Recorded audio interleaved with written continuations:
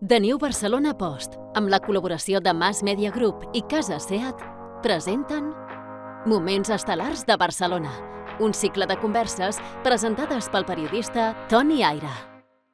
Moltes gràcies, president Laporta, per ser avui aquí. Li vull agrair al president del Barça, que no és fàcil, no para, té tot d'esdeveniments constantment, però també el Jordi i especialment a la Manana, que és del gabinet del president, doncs això, és que no deixen que se t'escapi una i la veritat és que ens ho han posat molt fàcil i t'ho agraïm molt. Moltes gràcies, president, per ser-hi.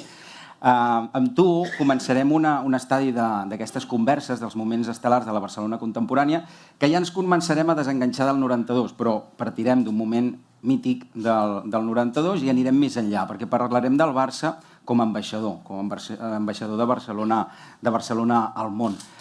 I com bé apuntaven el Guillem i en Sergi, a més, passa això, que tenim un punt d'un moment que sembla que estigui com tothom mirant la part negativa, que tots ens sembla que ens costi aixecar la mirada, ens comparem amb altres i ens agraden més els altres, i trobaven que en aquestes converses estava bé buscar aquells moments del passat, però no mirant amb nostàlgia, sinó veient què en podem agafar el millor per projectar-nos al futur.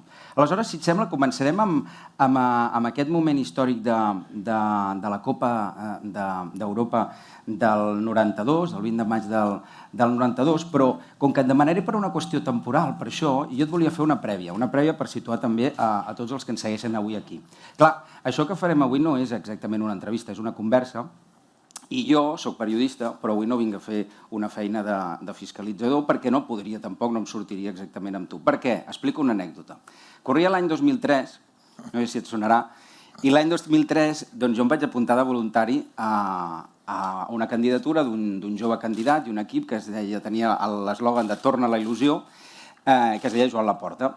Jo estava fent la tesi doctoral llavors i bé, estava becat, anava fent les meves col·laboracions, tenia temps i m'hi vaig dedicar molt. Fins al punt que em van posar a escriure en una web groga, no sé si te'n recordes, groga xulíssima, és a dir, que a més era molt moderna per moments que són. Clar, els meus alumnes de quart de la carrera ara mateix, en aquell moment, l'any 2003, doncs tenien 3 anys.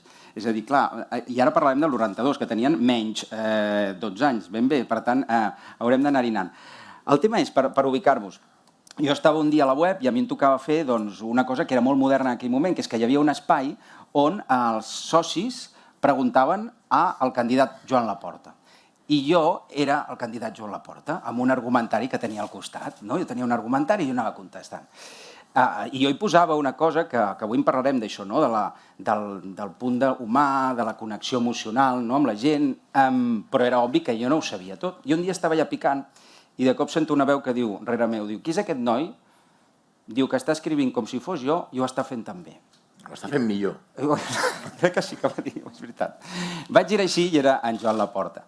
I jo, aquelles coses de la joventut, doncs em vaig atrevir a dir-li una cosa, dic, home, no et pensis que és fàcil, I diu, per què? I diu, home, perquè em ve un senyor, que diu, hosti, Jan, jo l'altre dia et vaig trobar a l'aeroport de Barcelona, te'n recordes? I abans que jo acabés la frase em deia, sí, que tenia una dona que tenia una peixateria a la Boqueria, que tal. I jo dic, ostres, jo si tingués això, una mica d'això, diu, seria or. I em va dir, escolta, doncs cada dia si em pesques el vol, per aquí, tu agafa'm 2 minuts, 3, diuen 4 d'aquestes coses que jo et faig relació tot plegat.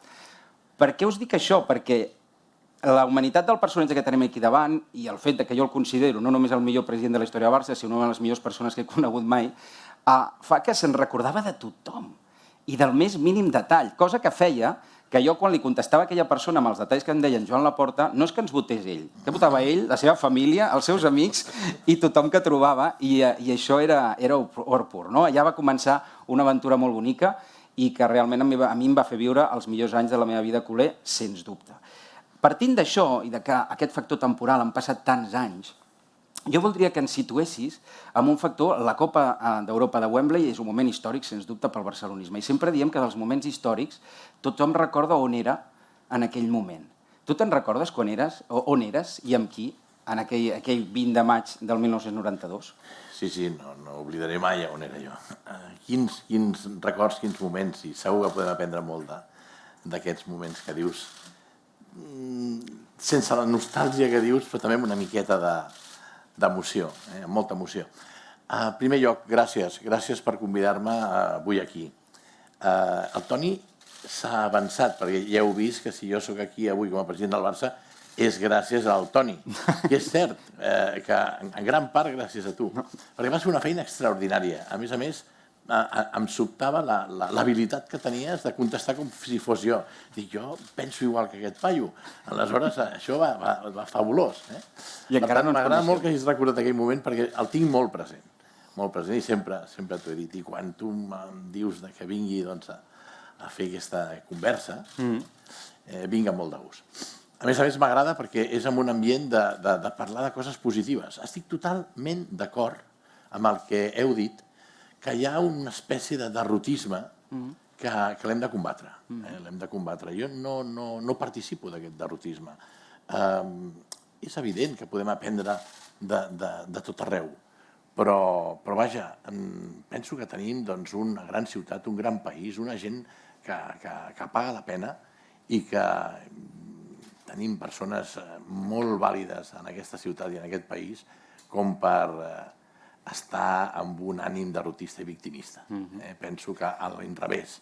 Hem d'estar amb un ànim positiu, optimista, perquè hi ha molta cosa a fer i no podem perdre el temps queixant-nos o mirant cap a una altra banda. L'altre dia, en un acte que es va fer al camp del Barça per motiu de PIMEC, que va fer La petita i mitjana empresa. les intervencions que van tenir en aquell moment el president de la Generalitat i l'alcaldessa de Barcelona em van agradar molt, perquè anaven en aquest sentit. I mireu que podem ser molt crítics amb tothom, però anaven en aquest sentit. I jo crec que hem de recuperar aquest esperit.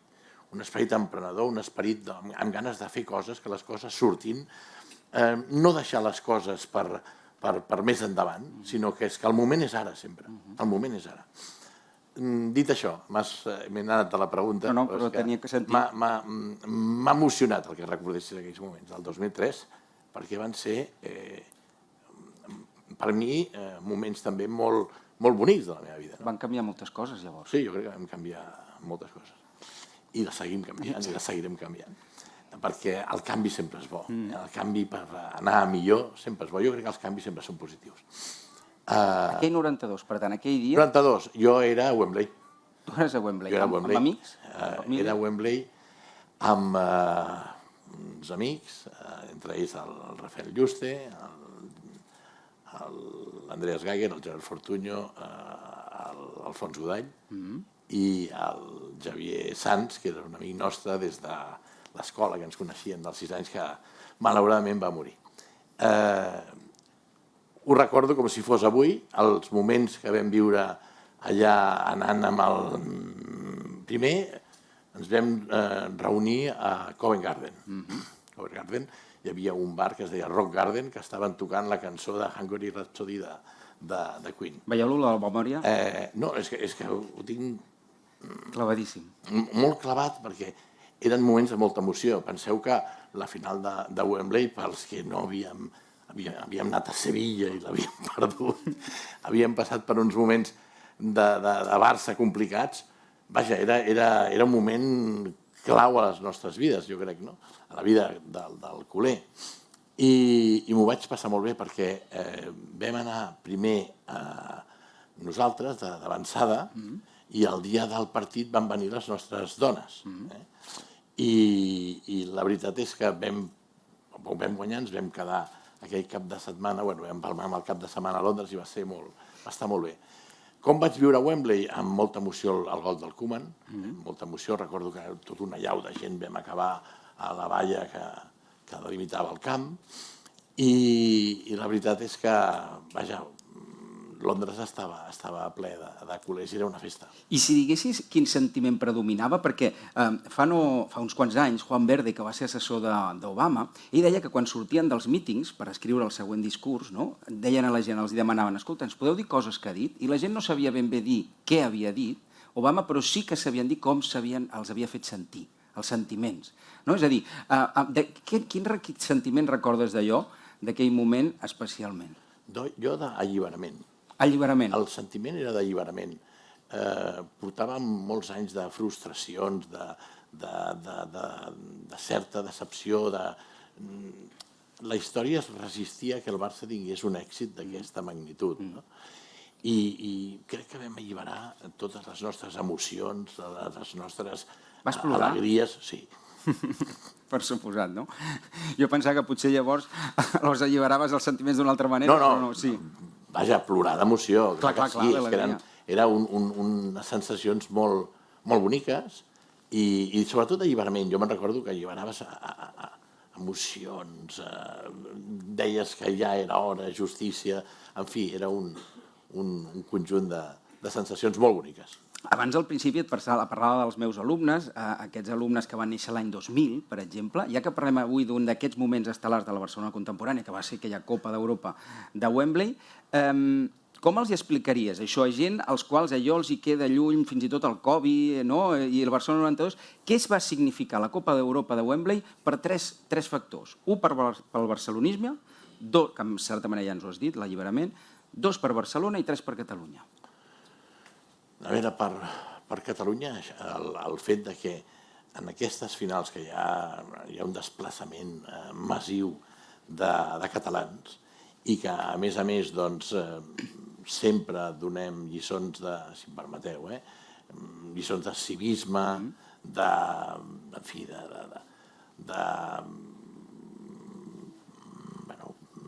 ens desplacem de forma pacífica, no som una afició que creï conflicte. Això és molt bo per la imatge del país. Els catalans som gent seriosa, treballadora, que ens agrada també divertir-nos en els moments que ens podem divertir. Aquest era un moment que ens podíem divertir i ens vam desplaçar massivament i va sortir tot molt bé. Ja et dic, Londres estava pres per catalans i jo recordo que fins i tot vam anar amb Subway cap al camp de Wembley, no? Jo també recordo que anàvem vestits amb samarreta del Barça, la majoria, alguns dels nostres portaven perruques d'aquestes que es portaven al Barça. Tinc una foto encara que la recordo. Teva? Sí. No, jo perruca no. La perruca la portava l'Alfons Godall i el Javieret Sans, que és el que ja no hi és entre nosaltres. Jo no portava perruca, jo portava el samarreta del Barça. I home, per la ciutat és una manera de promoure Barcelona, també, perquè el Barça som ambaixadors de Catalunya i de Barcelona. I això, vulguis o no, és donar imatge per la ciutat i pel país, una bona imatge. Llavors tu ens parles ara d'un Barça, ambaixador de Barcelona al món, del 1992. Però hi ha unes generacions que han viscut aquest Barça ambaixador al món amb Messi. Però clar, ara estem parlant d'un moment pre-Messi, no? Per tant, pregunta que jo et voldria fer ara, o reflexió. El Barça era ambaixador de Barcelona al món abans de Messi, durant Messi. Ho segueix sent com amb els millors temps o això generalment va lligat a guanyar o a tenir un jugador icònic? A veure, va lligat a guanyar. Jo crec que si el Barça, ja per la nostra història, som un equip reconegut. Però, a més, jo et diria que més per el que guanyem, crec que podem dir que el Barça és un equip també admirat per la forma de guanyar. Jo crec que això és molt important. Tenir present el que és com es guanya és molt important. Allà a Wembley va haver-hi èpica. A París va haver-hi èpica. Roma va ser fantàstic, perquè va ser, menys els 9 primers minuts, va ser un passeig. Després et preguntaré una cosa de Roma. Vull dir, l'èpica és important també, no? I aleshores, en aquest sentit, jo crec que és molt important com es guanya, perquè si es guanya d'una determinada manera, jugant bé, donant espectacle, tenint un equip que agrada als jugadors, que agrada els valors del club, home, aleshores tens certa admiració per aquest equip, no? El Barça és reconegut pel que guanya, admirat per com guanya, i també, penso que és molt important, el ser estimat. O sigui, sempre hem tingut molt present, almenys quan jo he presidit el Barça, i ara que l'estic presidint també ho tinc, és aquest sentit d'intentar tenir present que estem en tot moment fent història i el que volem és aconseguir la glòria. I si hi ha un punt d'èpica, això crec que és prou important, no? I crec que aquest sentiment és bo, perquè, home, si a sobre tu dones, com per exemple en la meva primera etapa de president, el que vam fer amb UNICEF. És la decisió no esportiva més important que hem pres. Per què? Perquè donàvem, perquè ajudàvem, i això et fa que siguis estimat. I pots ser reconegut per el que guanyes, admirat per com guanyes, que això també està molt bé, és un coneixement, que és una sensació bonica, però la més bona de totes és que sentir-se estimat, perquè tots volem sentir-nos estimats, no? I si dones, ets estimat. Per tant, això encara hi som en condicions. Parlaves de l'ambaixador, que és el Barça al món.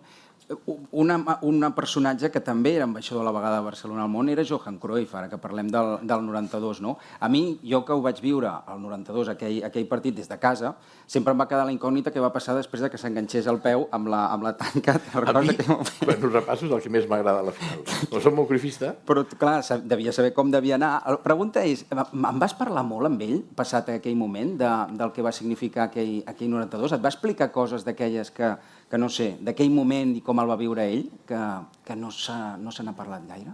O ja n'hem parlat molt d'aquell moment? Jo amb ell tinc la sort d'haver estat amic seu, i encara me n'hi sento perquè el tinc molt present. És una persona que ens ha marcat molt a una generació. Ens va marcar, quan teníem 11 anys, va arribar ell, el 73-74, va guanyar aquella lliga famosa, del botifarra de pagès de la Trinca, i a més també ens vam trobar amb el fet aquell que ens corríem com ell, ens pentinàvem com ell, intentàvem imitar-lo jugant a futbol. Ens va transformar. El Johan va canviar les nostres vides. No només el sistema de joc. No només el sistema de joc, que també, i el va evolucionar, i com a entrenador jo crec que va ser una revolució també, però ja en aquell any va ser una revolució. I ens va canviar i ens va fer guanyadors. I quan torna d'entrenador, continua fent-nos guanyadors, tornant-nos a fer guanyadors. I el Johan en aquest sentit, jo després per circumstàncies de la vida el vaig conèixer personalment, i he fet d'advocat i teníem una relació d'amistat. El tema de Wembley era tan gran el que es va fer, era tan important, ja et dic, pel Barça, per la ciutat, pel país, que ell era conscient d'això, ell era conscient del que havia fet. I a més, que tu deies abans, aquell alliberament, aquell sentiment, que deia com un abans i un després, també lligava molt amb el seu tarannà, que era un tarannà molt descarat, com molt, no? Echau pa'lante. Jo recordo una anècdota, ara que dius això de Roma, que quan va acabar la gran final, doncs no sé què va passar exactament, però hi havia uns autocars que ens havien de portar després cap a l'avió, a tots plegats. Jo anava amb mon pare. I jo no sé com ens ho van fer, que vam arribar als autocars que no hi havia ningú. És a dir, de veus tots encara celebrant per allà, però sí que hi havia una persona als autocars, que era el Johan Cruyff. El Johan ja era. Ja hi era. Entremig de dos autocars, recordo que no sabien quin entrar, el dret, i el veig allà. Estàvem sols, mon pare i jo, i allà davant, i jo li dic, Johan, em puc fer una foto amb tu? I em diu, no preguntes, haces.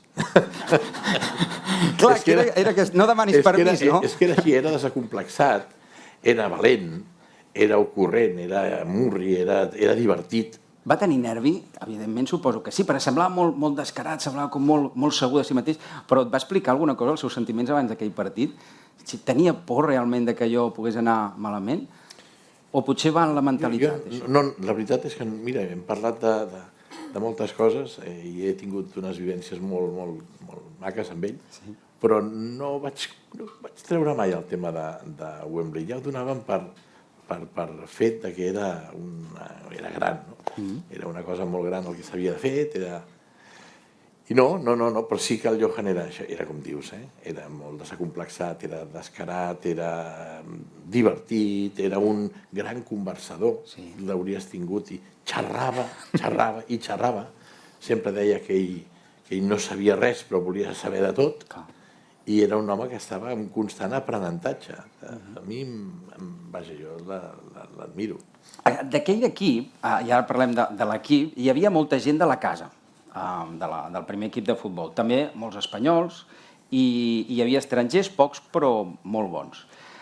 Una pregunta que et vull fer. Aquest seria el model al que hauríem d'aspirar avui en dia per tornar a triomfar? Agafant aquesta idea de no parlar només en clau de nostàlgia, sinó de posar-nos a dia d'avui, perquè de moment encara d'estrangers, bueno, sí. Tenia més Stoikov, en aquell moment. On tenien d'això, pocs però bons. Amb el Michael Laudrup. I ara, no sé, els de casa van sortir una mica en comptagotes, tenim alguns d'espanyols no se'n fitxen gaire. Toni, contagotes tenim Araujo, Pedri, Nico, Gavi, Ansu Fati. No anem malament, no anem malament. Però és aquell el model? El model és treure gent de casa, el model és treure un gruix de gent de casa reforçat amb jugadors de fora que puguin millorar el que tenim a casa, però sobretot mirar primer de tot a casa. I això farà que el model sigui viable i sostenible. Aquell moment, aquell 92, com tu bé deies... Garcia també. Aniran sortint, no en comptagotes. En aquell moment va marcar un canvi de mentalitat, el que tu deies de l'alliberament, el 92. Però fem un salt. Ara tornem a aquell 2003, 11 anys després. Juny del 2003, guanya Joan Laporta, una candidatura que a més tenia un eslògan mític, torna la il·lusió, i un mes després arriba Ronaldinho Gaucho al Barça. Aquest altre nom, com va canviar també la mentalitat de la Colerada? És a dir, també creus que va ser un moment i un cert punt d'inflexió? Sí, perquè portàvem 5 anys que no guanyàvem res. I el Roni va retornar l'alegria al barcelonisme. I el terme alegria és important. És important en tot, per mi, a la feina, a la família, al futbol. I això el Ronaldinho ens ho va donar. Jo crec que va ser va haver-hi un punt d'inflexió en aquell moment. A més, aquella temporada no vam guanyar la Lliga, la primera, però quasi la guanyem, que hauria estat espectacular. Jo era dels que pensava que l'acabaríem guanyant i va quedar molt poquet, però no la vam guanyar perquè... Tu sempre penses que guanyarem? Sí. Per tant, no et poden dir que és d'ara, això. No, però no ho dic. Penso sempre que podem guanyar i que guanyarem i que si fem les coses bé guanyarem i que tindrem... Sempre per guanyar cal un punt de sort. M'agrada recordar, a veure, en temps del Johan, les lligues de Tenerife, per exemple. El Johan també provocava la sort, perquè me'n recordo que deia, no, la sort és cuidar los detalles. I amb això trobo també que l'havia encertat. Perquè la sort es busca, la sort no és allò de que alguna pot arribar sense que te l'esperis, però generalment, si cuides els detalls, si estàs pendent de tot, si procures que no s'escapi res, acabes tenint sort. És cert. I, a més, aquest punt de valentia que tu també dius ara, va acabar el 2003 amb una candidatura guanyadora, però tenia una feina prèvia. És a dir, van ser molts anys d'allò que en vam dir el nunyisme, no? I enmig de tot això, als últims temps, tu i uns altres us veu atrevir a muntar una cosa que es deia l'elefant blau. Com se't va ocórrer això? És a dir, com se us ocorre enmig d'un moment en el que hi havia un, com dir-ho, no teníem xarxes, no teníem... Ara els mitjans de comunicació era tot un altre univers. És a dir, semblava que tot era el que havia de ser. I vosaltres vau sortir amb aquest punt descarat, però que alguns deien inconscient, o fins i tot deien que feia un mal al Barça. Vau sortir i us vau acabar doncs això, en sortint amb la vostra. Però com se us va ocórrer? Amb quina idea o amb quin sentiment? Jo recordo que tenia 35 anys i això, nosaltres ens vam rebel·lar contra la forma en què es va treure el Johan del Barça. Si ho recordes, doncs va ser d'una manera un home que ens ho havia donat tot. Vam pensar que no era com se l'havia d'haver tret i això va crear una reacció. La trompa de l'elefant era l'Armand Caravent. I entre l'Armand i uns quants companys i jo doncs vam pensar que això no podia ser i que en aquells moments hi havia manca de cultura democràtica al club, a més manca de transparència i la forma com s'havia tret a un personatge del barcelonisme que ens havia transformat el futbol a Marc com a jugador, ens havia donat aquestes alegries de quan érem infants. I després, home, que ens dona 4 lligues, la primera Copa d'Europa, i que se'l treu d'aquella manera, no ens va agradar. I això va ser una revelació en contra d'aquell fet, bàsicament. I demanàvem això, cultura democràtica i transparència en la gestió.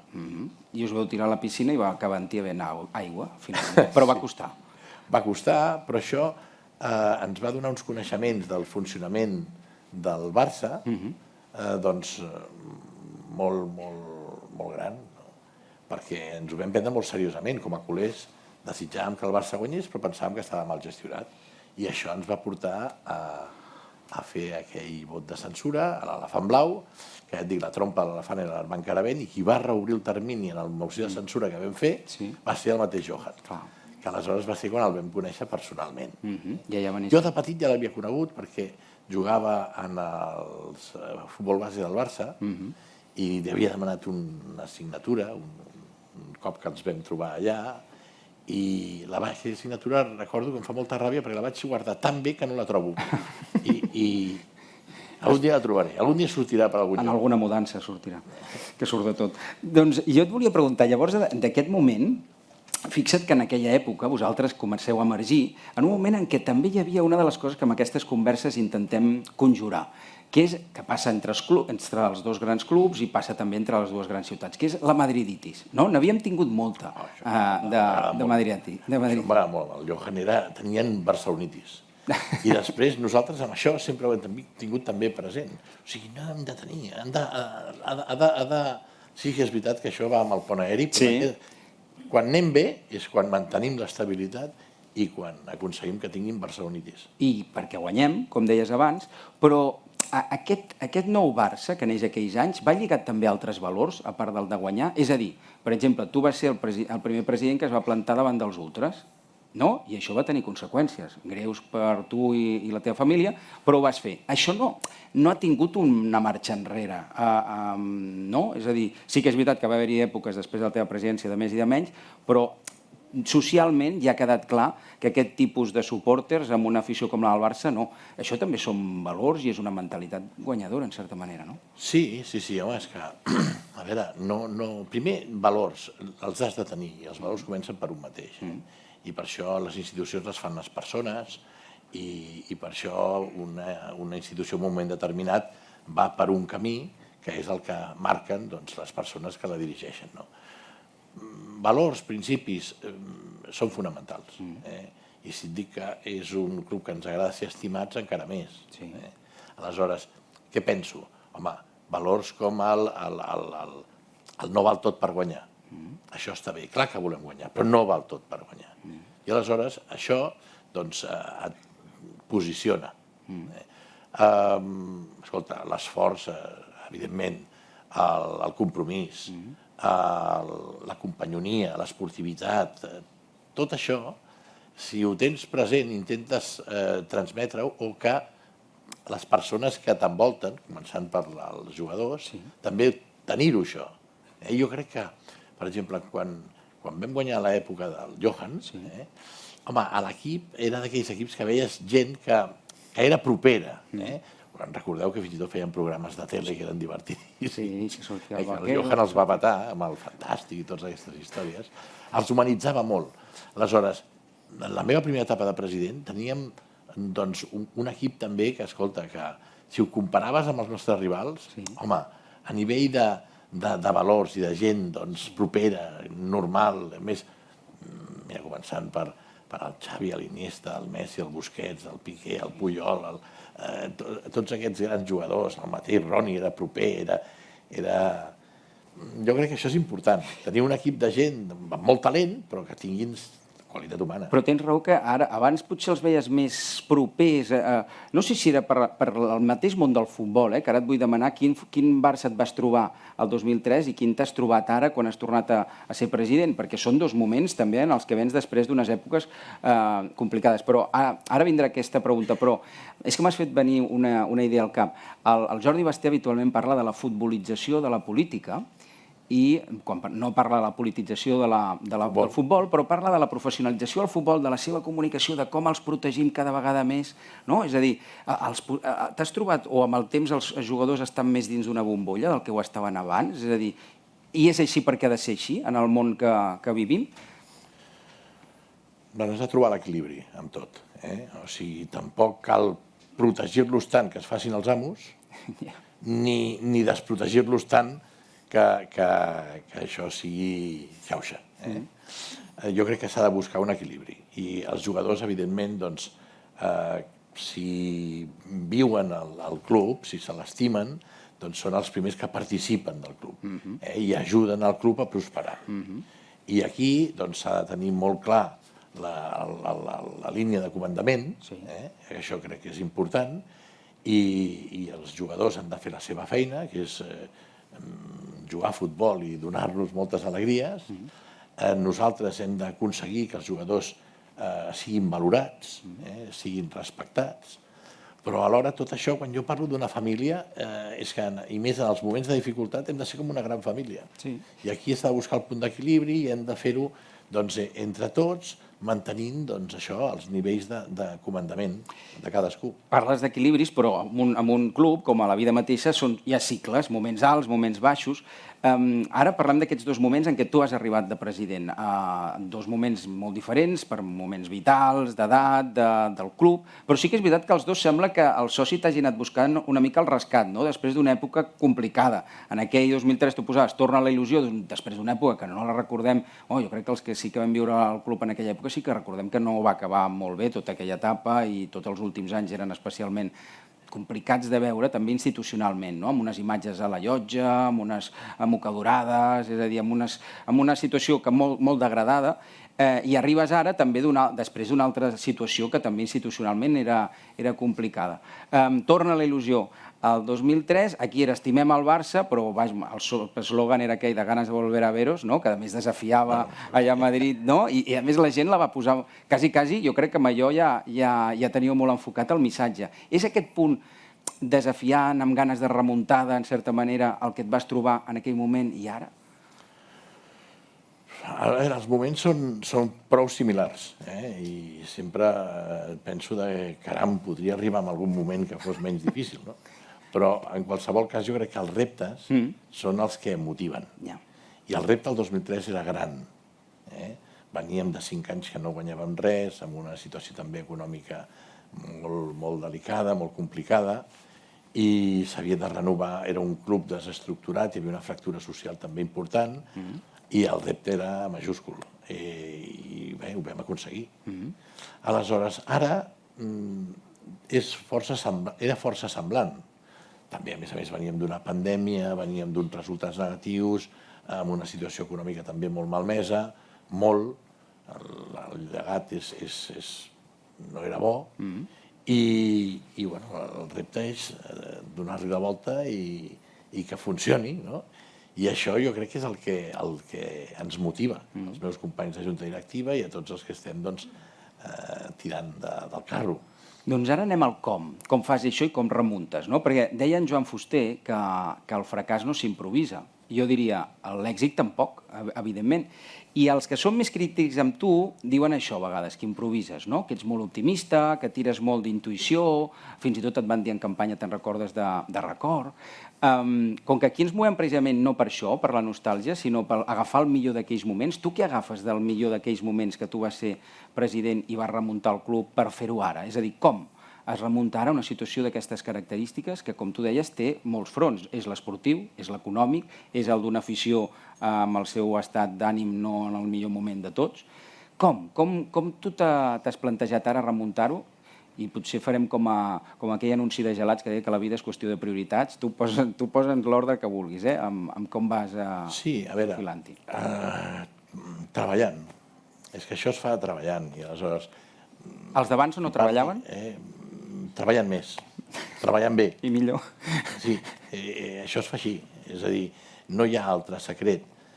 A mi el que cadascú és lliure d'opinar i d'explicar com ho farien i el que cal és fer-ho. El que cal és posar-t'hi, treballar i fer-ho. I per fer-ho, i per fer-ho bé, jo crec que primer de tot hi has de creure. A la vida, en tots els ordres de la vida, jo crec que primer has de creure. Creure en tu mateix, creure en el teu equip, creure en la proposta que fas, el pla que tens, creure en moltes coses. Jo crec. Jo soc dels que hi creu i aleshores això ens dona força. I un altre factor fonamental, però jo dic el que sento jo i el que crec que s'ha de fer. No dic que els altres no ho fessin, però potser no ho feien prou bé. Per exemple, això que dèiem, estimar el Barça. Nosaltres teníem, també en el 2003, primer el Barça. Ara estimem el Barça. És el donar prioritats. Això, i conceptes que a vegades no se'ls dona prou importància, jo crec que són fonamentals per crear un ambient del que dèiem, d'optimisme, de positivitat, de lluita. La lluita és molt important a la vida. El lluitar, el no rendir-te mai. Jo crec que això ajuda. I ja ho sé que hi ha gent que teoritza molt de com s'han de fer les coses, però no us equivoqueu. No hi ha cap escola de negocis que ensenyi com s'ha de portar un club de futbol. Fins que no t'ha passat, no saps com fer-ho. Aleshores pots estar fent, ja et dic, molta teoria, però el que val és posar-t'hi, treballar, creure-hi i bé, intentar, això sí, envoltar-te de gent vàlida, que aporti molt i que t'ajudin a que surtin les coses bé. I jo no et parlaré ara de fitxatges i de futbol, si hi ha algú després quan obrim entre el públic, hi ha qui vulgui del públic que pregunti sobre això, perquè a casa meva qui sap de futbol és mon pare i ma germana, oficialment. Tu també. Tu te'n recordes quan em vas dir de dirigir la revista El Barça, que jo et vaig dir, però Preci, jo és que de futbol no és que sigui el que més en sap, i em vas dir, com deia el president Sunyol, això va d'esport i ciutadania. La revista Barça parla de país, llavors vaig dir, vale, doncs potser llavors sí, sí que m'hi animaré. Però jo vull parlar, ara parlarem de Barça i país, però ara quan deies això del treballar més i treballar millor, és el camp, és amb els jugadors, és obvi, ja preguntaran a qui vulgui, però també passa per un nou estadi, per exemple, aquesta nova etapa, que també costarà. Barça, et refereixes? Sí. Que també costarà. Em pensava que deies un nou estadi mental o espiritual. També, però en qualsevol cas... Sí, perquè, clar, ja et dic que passes per situacions molt particulars. Cada dia passa alguna cosa. A Can Barça és tan important, la grandesa del club fa que cada dia passin coses. I això, en el fons, és molt divertit, perquè cada dia estàs solucionant marrons. Cada dia estàs... Sí, és cert. És a dir, cada dia et trobes una de nova. Has de tenir una passió. Escolta, i sí que hi ha una línia traçada, hi ha un camí traçat, que sabem on volem anar, pensem que sabem com s'hi ha d'anar, però hi ha moltes situacions que es van produint durant aquest camí, que has de tenir la cintura per anar-la solucionant. Perquè al cap i a la fi som persones, ningú és perfecte, i tots tenim defectes, i això fa que hi hagi, ja et dic, en aquest camí moltes situacions. Però també això, si t'ho prens en positiu, és fins i tot entretingut. No tens temps de... Avui em deia un amic dinant, és que no he parat. I el tio sembla que sigui... Vaja, té 10 anys més que jo i sembla que en tingui 20 menys. I és que és això, no s'ha de parar, això és veritat. La mentalitat, que és molt del que parlàvem ara i del que va aquest cicle... Mentalitat l'has de tenir guanyadora, l'has de tenir positiva, l'has de tenir amb ganes de fer coses. Jo crec que si t'atures, si deixes de fer coses és quan entres en una dinàmica que no és la que s'ha d'entrar. Doncs enfilem cap aquí i per anar acabant, perquè això sí, és clavat els 40-45 minutets que hem de fer amb les preguntes del públic. Ara parlàvem de Barça i país i aquesta mentalitat. Tu has estat un president del Barça que és això, mai ha renunciat a la dimensió social que té el Barça i el compromís amb el país. I el cas és que això, quan tu t'ho mires com a president del Barça o des de president del Barça, quan veus ara el moment que viu el país, el veus pitjor quan el vas agafar, per exemple, el 2003, el veus en un estadi post-trauma del que hem viscut els últims anys. El Barça hi pot ajudar d'alguna manera, i ha ajudat en molts moments, no? En uns menys, en altres més. Tu quin paper li dones ara al Barça en aquest moment que estem vivint? Parlant d'estats d'ànim, que parlava. El Barça, quan diem que és més que un club, això ho dic molts cops, no és un eslògan, això és una declaració de principis. I això ha d'anar acompanyat d'un compromís social, d'un compromís democràtic, d'un compromís amb, si vols, la internacionalització i amb un compromís amb el país. I jo crec que això és fonamental. Ara, per exemple, nosaltres, jo tinc molt clar que el Barça té un grau molt profund de representativitat del país, dels valors del país.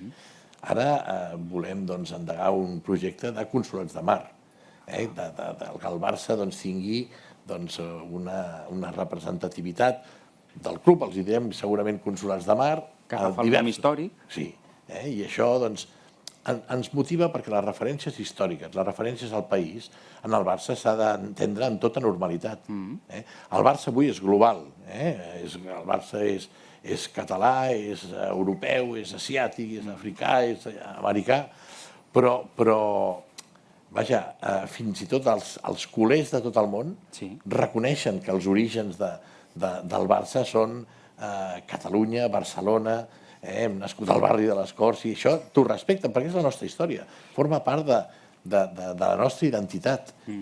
D'identitat només se'n té una. El que passa que nosaltres ens podem sentir de molts llocs del món perquè tenim culers a tot el món. I tots aquests culers, jo és admirable quan viatjo pel món, ja bé sigui per Espanya, per Sud-amèrica, per Àsia, veus que et reconeixen aquesta singularitat que té el club. I això és d'agrair, per un costat, perquè hi ha alguns que no són catalans, d'agrair i, a més, és un motiu d'orgull. Doncs, Presi, anem acabant. A la teva campanya última es deia Estimem el Barça i teníeu una cançó que deien Estimem el Barça, ho tornarem a fer. Estimem el Barça, això ja ho tenim. Ho tornarem a fer? Amb això estem. O sigui, anem pel camí. Jo estic convençut que sí. Què projectes que veurem del Barça en els propers anys? Home, veurem un estadi nou. Això és importantíssim. Quan, això? Abans del 2026. Perquè no ho veurem, sí. Això ho veurem. És important, pel creixement del club és molt important. A més, que serà una referència mundial. Per què? Sí, perquè serà a l'estadi envoltat d'un campus on hi haurà la indústria, l'entreteniment estarà molt present i serà un lloc de referència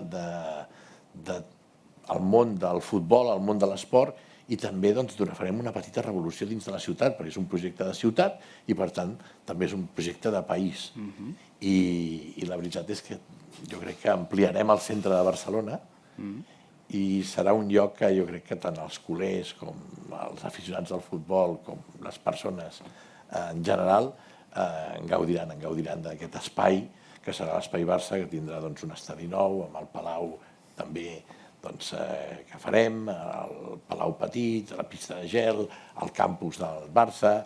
Això hi haurà una transformació. Hi haurà una transformació, a més, serà de caire molt tecnològic, també, perquè tot el que farà referència a la tecnologia, a la sostenibilitat, la veritat és que serà molt modern. I això és engrescador. És engrescador perquè és un projecte d'una gran magnitud. És de gran magnitud, tot i que no t'enganyaré, quan dèiem ho tornarem a fer, jo em referia a la Champions. Jo em pensava que et però referia... també m'ha servit, allò de l'estadi, però... Jo em pensava que t'havies el procés. Jo creia que vosaltres ja ho lligàveu a la cançó. Però una Champions la veurem, no? En els propers temps. Això de que... Jo crec que al tornar-ho a fer, jo faig, si ho he de situar, ho faig referent al que vam fer la meva primera etapa de president. Vam tenir molta sort, la realitat va superar totes les expectatives, vam treballar bé i ho vam aconseguir. I aquella temporada històrica del sextet, això jo ho vull tornar a repetir. Vull tornar a estar tranquil, vull tornar a fer un sextet, vull estar gaudint no només el que guanyàvem, sinó com guanyàvem. I això crec que vaja, ho tornarem a viure. Ho tornarem a viure. Això pel que fa referència al tema esportiu. I després vull tornar a situar el Barça com a referència mundial en el món del futbol. I això es fa? I això s'ha de treballar. S'ha de treballar perquè hem de tornar a tenir el pes específic que teníem en el món del futbol i hi ha projectes que internacionalitzin el club, ho anirem aconseguint. Bueno, si us deixen, no, perquè teniu gent que no hi rema molt a favor a certes institucions esportives. Això sempre passa, però espero que s'acabarem guanyant. Doncs ara acabem, abans de passar les preguntes al públic, però Presi, ara que deies això de l'ho tornarem a fer, i una certa idea cíclica, no?, de la vida, no?, aquells cicles que van tornant, Jo et veig un Joan Laporta molt més relaxat, o vivim un moment que estàs gaudint-lo. Per tant, entenc que quan acabis d'apreciar el Barça no se t'ocorrirà fer com l'altra vegada, ficar-te en política, o sí? No, no crec. Quan acabi, quan d'alguna manera aconsegueixi l'objectiu, que és tornar-ho a fer, que és que el Barça torni a guanyar i retornar l'alegria al barcelonisme, que és una de les motivacions, és guanyar títols i retornar l'alegria als culers. Aleshores, m'aniré a donar la volta al món. La Manana ha respirat, La veig aquí, ha respirat molt satisfet. És que em motiva, tinc ganes de fer-ho ràpid perquè se'm passa l'arròs, perquè començo ja a tenir i vull anar a donar la volta al món. M'agradaria anar a donar la volta al món. Que mític. Doncs un aplaudiment al Joan Laporta. Moltes gràcies, Preci.